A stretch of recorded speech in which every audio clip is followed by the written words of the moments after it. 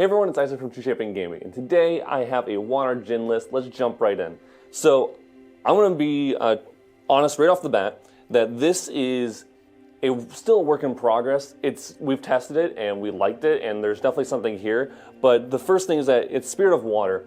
I think in future, as I'm going to test it more and more, I want to swap this to Fragmented Spirit. I just haven't tested that yet, so I don't want to give that to you guys and say, yeah, it's significantly better. But that's something I'm going to test next, and you guys should definitely test and play around with that too, just because we are on a self-mill package, and we want to see those self-mill cards early, and we can gain value back by, using those floating memories for better effects anyway and more drawing. So we're not going to really miss out on that fragmented, that one card draw. We would rather see the mill cards, and we can take a turn off because we are going into Jin, and Jin doesn't mind taking damage. So we have Jin level 1.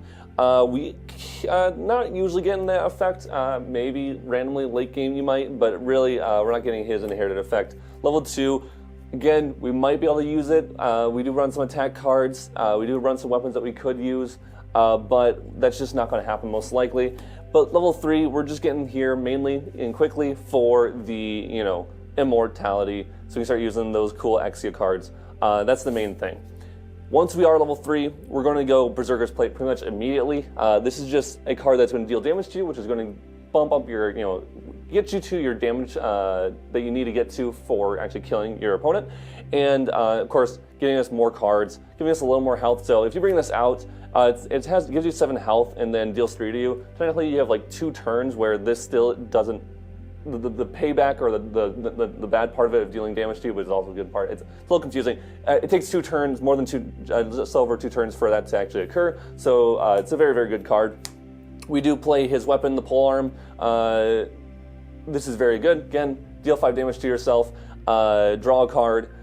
We can actually use that 5 damage for even more damage technically later on. We do run Proof of Life, so that's actually very, very good. And also, we have so much floating because we are in water and we were doing self-mill, that this is actually going to, we can pay for these effects very, very easily. So they're giving me lots of draws there. And then guess what? The rest of our deck is pretty much backup charger, draw.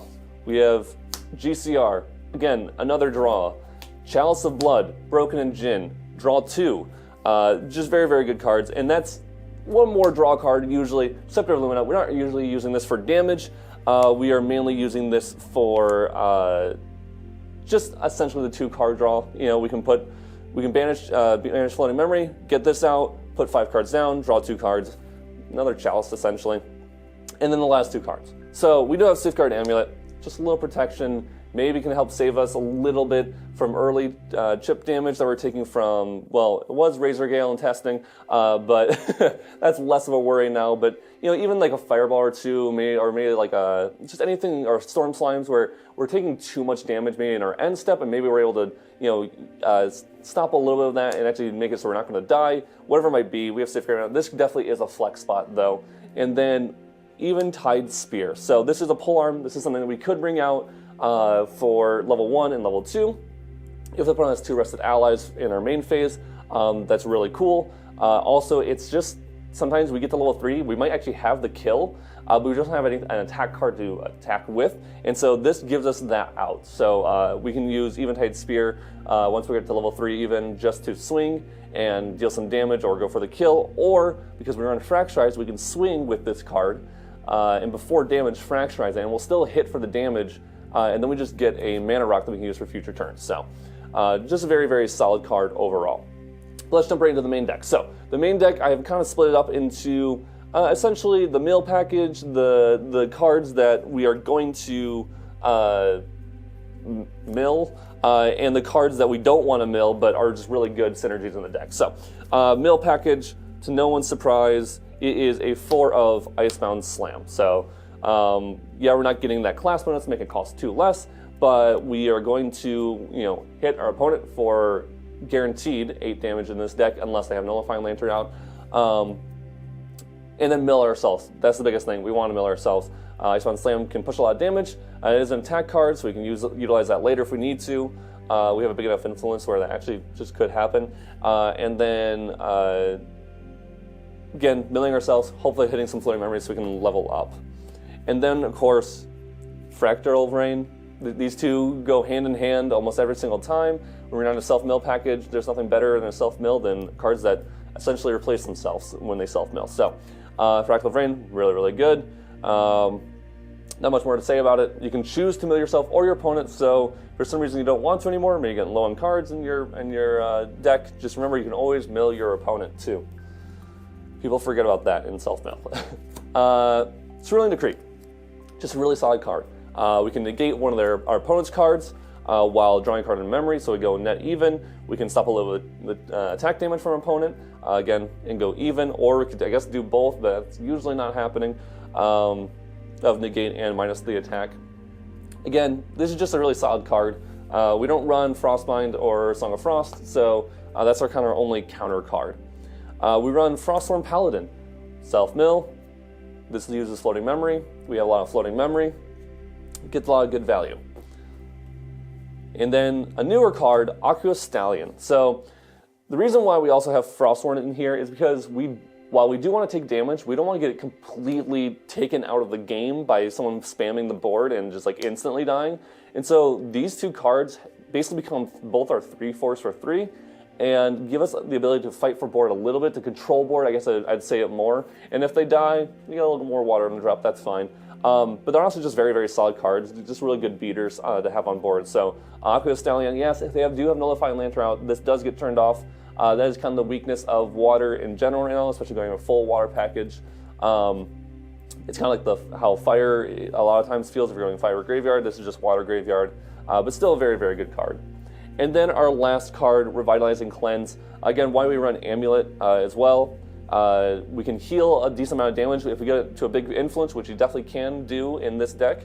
You can heal for a lot of damage at fast speed, and so stopping some damage with Safeguard Amulet is pretty worth it. It's just a very solid card. It replaces itself too, just like Cerulean Decree. So if we need to use this to level up, essentially, it is what it is. We can do that. And then now the floating package. So we do run. I'll start off with the attack cards here. Inundating Clash, very, very good card. This is an insanely good card. If they happen to be rested, we get to deal more damage to them, but mainly it's an attack card that is floating memory, and we can usually kill off like an ally or something like that with it. And so it's an attack card that replaced itself, but dealt 4 damage for 2.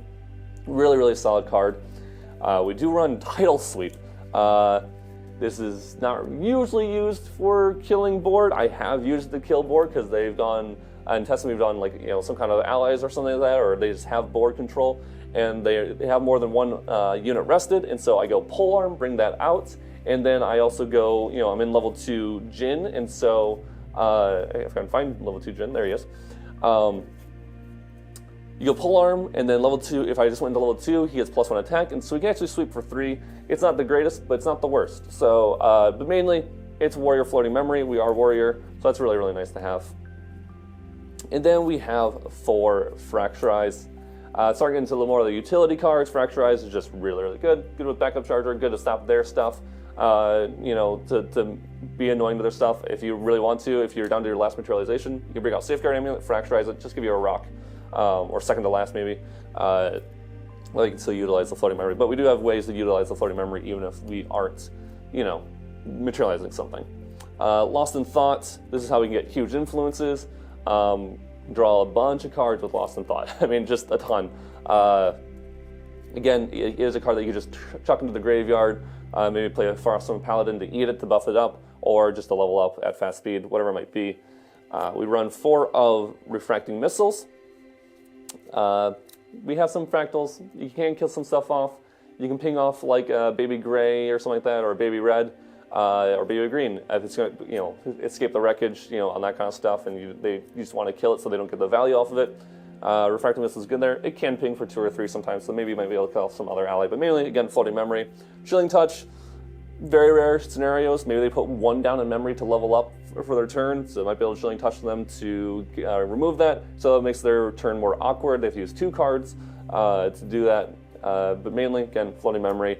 Freezing Steel, there are some cards that where this would matter actually now, that can come in, that want to come in awake instead of essentially rested or hindered, and so it can be utilized to stop that.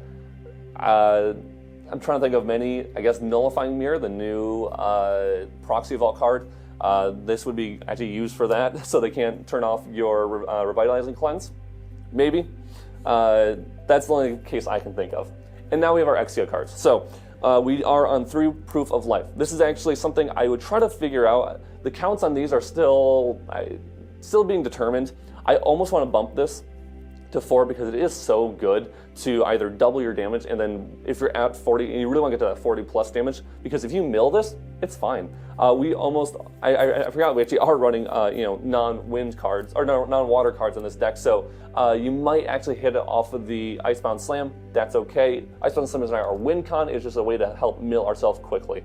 But Proof of Life is a fine card to get milled, especially off of Fractal Rain, because we can still use that effect as long as we're at 40 damage. But we do want to see these. We do want to take extra damage and bump up how much damage our champion has for our lethal turn. So I'd probably try to put this to 4 if I could.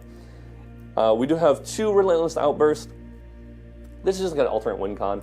Honestly, and I'll put the other one on screen, Enrage. These are the 2 cards that I would just are the way we win. One is via attack damage, one is via non-attack damage. One can be blocked way more easily than another, but actually they both can be blocked pretty easily. So it's just giving us a little variety. You could do 3 and 3. I've been messing with 2 and 3 of each, respectively, and just changing them out. Might go to 3 and 3 and a 4 Proof of Life. It's just a lot of non-water cards we're getting to. I'm trying to keep it low.